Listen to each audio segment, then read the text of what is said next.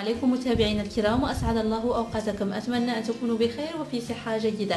اليوم سأقدم لكم وصفة سهلة للتخلص من انتفاخ العيون والهالات السوداء، والتي تظهر بشكل كبير عند الصباح. عندما نستيقظ من النوم نظهر بعيون منتفخة وجفون منتفخة سواء من الأعلى أو من الأسفل، وذلك راجع للعديد من الأسباب، منها طبعا السهر الكثير، بعض الأمراض وما إلى ذلك. اليوم سأقدم وصفة سهلة جدا بمكون رائع وهو الخس.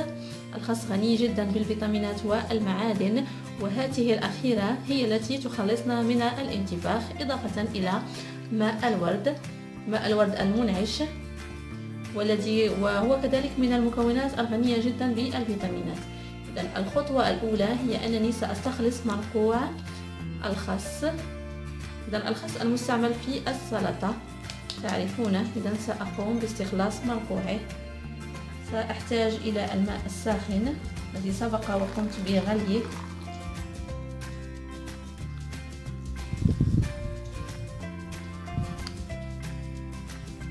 إذن بهذا الشكل نتركه منقوعا، وطبعا سأغطيه بصحن بهذا الشكل. سأتركه لمدة 5 دقائق، وبعد ذلك سنلتقي لنكمل الوصفة. إذن بعد مرور 5 دقائق سنقوم بأخذ كمية من مرقوع الخس، مثلا مقدار ملعقة، وسأضيف إليها نفس المقدار من ماء الورد.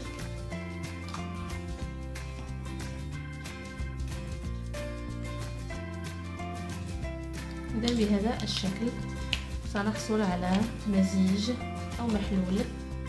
إذن هذا المحلول سيخلصنا من الانتفاخ حول العينين وفوق العينين. طبعا لاستعماله سوف نحتاج إلى قطن، سواء قطن عادي أو قطن على شكل دوائر.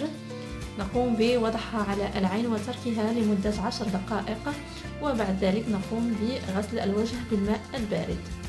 إذا أتمنى أن تكون وصفة اليوم قد نالت إعجابكم. زوروا موقعنا مفتاح الحياة، وكذلك صفحتنا مفتاح الحياة على الفيسبوك. وإن كان لكم أي استفسار أو تريدون المزيد من الشروحات لا تترددوا في ترك تعليق. وإلى اللقاء في وصفات قادمة ومجربة.